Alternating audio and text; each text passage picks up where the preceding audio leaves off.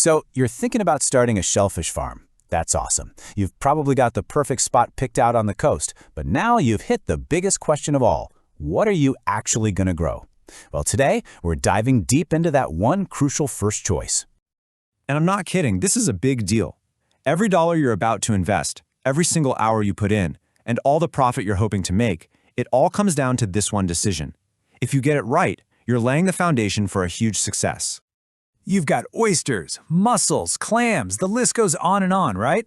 And each one has its own timeline, its own costs, its own challenges. It can seem a little overwhelming, but don't you worry, because we're about to make this whole thing a lot easier for you. Okay, first up, let's talk about the on-ramp to the whole business. If you're just starting out, these are the species you want to look at. They're the most forgiving, the most straightforward, and really the perfect entry point. So what makes these guys so beginner-friendly? Well, just look at those growth periods. Mussels and cockles can be ready for market in as little as a year. That's a pretty quick turnaround. They're also not too fussy about water temps, and the setup is about as simple as it gets. For clams and cockles, you just need a nice sandy bottom. For mussels, just some suspended ropes. The key thing here is that word at the bottom, low difficulty. Perfect for learning the ropes, literally. The source material really puts a spotlight on mussels, and for a great reason. The startup cost is incredibly low. Think about it, they just hang out on simple rope systems and feed themselves on the natural plankton in the water.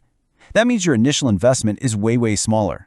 It's really the perfect way to get into this business without taking on a massive financial risk. All right, so let's say you've mastered the basics. Or, maybe you're just feeling ambitious from day one. It's time to look at the luxury tier. We're talking about the shellfish that command those premium prices, the ones you see on all the fine dining menus. And here we have the two heavy hitters, oysters and scallops. Oysters, well, they're famous. They grow in cages or bags right on the seabed. They do take a bit longer, but they are absolute environmental powerhouses. They literally filter and clean the water they live in. Then you've got scallops, grown in suspended nets. And get this, they have a surprisingly fast turnaround, sometimes just 12 months. They can bring in some serious profits, but they do require a bit more hands-on work. So why even make that leap? Well, the reasons are pretty powerful. You're tapping into a high-end market that sees these as a total delicacy, which means you can charge a premium. The demand is always there, and with oysters, you can even market your farm as being great for the environment. That's a huge selling point. Now, for our final category. This one is in a class all its own. This is not for someone who's in a hurry, and it's not for someone on a tight budget. This is for the farmer who is truly ready to play the long game. 5 years. Just let that sink in for a second. That's how long it can take for abalone to grow to market size. That number alone tells you everything you need to know. This is a totally different kind of commitment. It is a marathon, not a sprint. Abalone is one of the most prized shellfish on the planet. Sometimes people call it the truffle of the sea. Its value is through the roof, mostly because of huge demand, especially in Asia, and the fact that wild populations have been nearly wiped out. This makes farmed abalone extremely valuable, but it requires serious cash and, maybe most importantly, a whole lot of patience. Because they grow so slowly and often need really controlled environments like tanks, the upfront costs are massive. Let's be real, choosing abalone is a serious strategic move. It's for a well-funded operation that can afford to wait several years before seeing that huge return on investment. Okay, we've met our main contenders, the easy starters, the luxury tier, and the long game. Now, let's pull it all together. How do you actually decide which one is right for your farm, for your situation? First thing to think about is time. How fast you need to start generating cash flow. If you want a quick turnaround, mussels and cockles are your best bet, hands down. Or do you have the capital and the patience to wait for a super high-value product like abalone? Your timeline is absolutely critical here.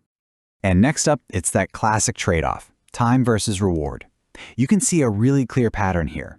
While mussels give you a good, solid return, the species that take more time and effort, like oysters and especially abalone, are the ones that command those premium prices. You've got to decide where on the spectrum you want your farm to be. So how do you make the final call? Just follow this simple 3-step plan. First, assess your environment. Get out there and check your water. Is the temperature right for oysters, or is it better for mussels? Second, research your market.